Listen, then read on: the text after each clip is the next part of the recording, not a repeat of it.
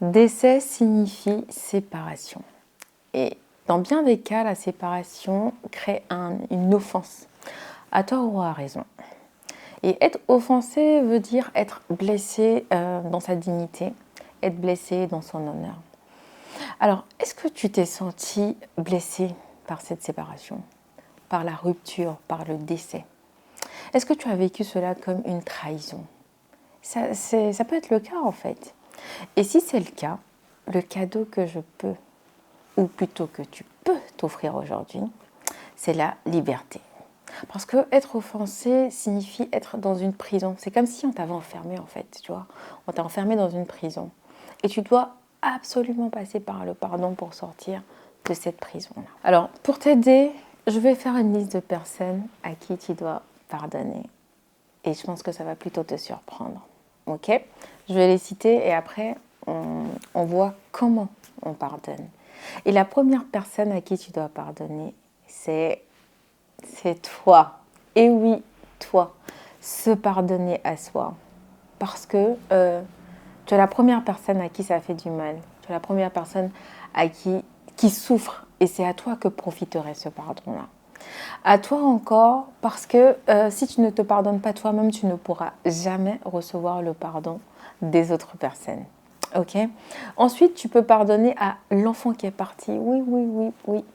Il est peut-être parti, tu as pris ça comme une trahison, un abandon, tu n'as pas vu venir le coup, tu vois. Il n'était peut-être pas, il était malade, et puis tu espérais quand même qu'il guérisse, et puis il a finalement, il est décédé, tu vois. Tu dois pardonner à cet enfant. Une autre catégorie de personnes, c'est toute personne que tu penses être coupable ou responsable, ok?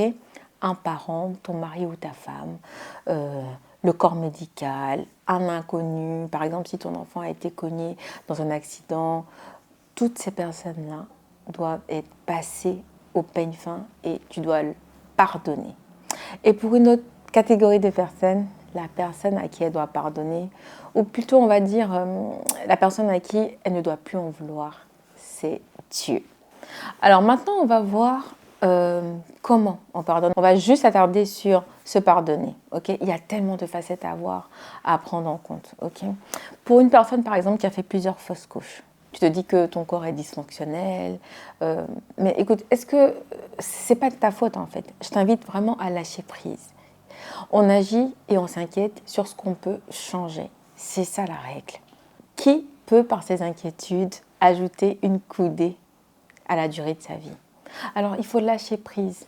En plus, c'est connu, le stress, ça n'arrange absolument rien. Je suis entourée d'histoires comme ça, hein. C'est-à-dire que les femmes, elles étaient vraiment, je veux un enfant, je fais une fausse couche. Et dès qu'elles arrêtent de s'embêter avec ça, dès qu'elles arrêtent de stresser, elles sont tout de suite enceintes. Alors, il y a un autre cas. Par exemple, si tu as quelque chose à voir avec le décès, parce que, par exemple, tu as fait un acte qui a entraîné le décès, tu conduisais, ou tu l'as confié à une personne et il s'est passé quelque chose là-bas. Tu te dis pourquoi j'ai fait ça? Est-ce que j'aurais dû? Non, finalement, j'aurais pas dû. Tu lui as transmis une maladie à sa naissance. Alors, il y a tellement de cas, mais quelle que soit ta bonne volonté là, on sait que l'enfant ne pourra pas revenir, quelle que soit la manière dont tu te mortifies. Donc, est-ce que c'est... On sait que tu n'as pas fait exprès. Est-ce que tu as fait quelque chose pour entraîner le décès? Est-ce que tu aurais pu changer quelque chose si tu pouvais? Tu vois, il faut que tu acceptes ton pardon pour commencer, sinon tu vas être bloqué à cette étape-là. Tu peux parler par exemple à haute voix, je me pardonne. Il faut que ton âme et ton esprit l'entendent. C'est facile à dire, mais il faut le faire, essayer. Répète-le autant de fois qu'il faudra. Imprègne-toi de cette vérité-là, de ces paroles-là. Ok? Ensuite, il faut que tu trouves des raisons pour avancer. Et il y en a tellement. Je t'en donne une là. La première. Tu as encore envie. Et on sait qu'il y a de l'espoir même pour un arbre. Quand on le coupe et il repousse. Mais à plus forte raison, toi, un être humain. Ça veut dire que ce n'est pas fini. Tu es encore en vie. Ok? Une autre raison, c'est parce que tu dois trouver ta paix. Tu ne vas pas vivre tout le temps comme ça jusqu'à la fin de ta vie. Tu ne vas pas te mortifier comme ça. Il faut absolument que tu retrouves ta paix. Alors, si tu as tes enfants, ils ont besoin de toi. Ça, c'est une certitude. Donc, il faut que tu prennes soin de toi. Il faut que tu te reprennes. Et si tu dois en avoir, il faut absolument que tu règles plusieurs choses en toi avant de les porter. Je vais te le prouver dans une prochaine vidéo. Alors, pardonner, c'est une décision. Tu dois le faire de manière intentionnelle. Que tu le sentes ou pas, tu verras les bienfaits après. Il faut le faire, s'imprégner de cette vérité-là. Et ensuite, la paix viendra. Ok? Là, le temps nous manquerait pour voir tous les aspects.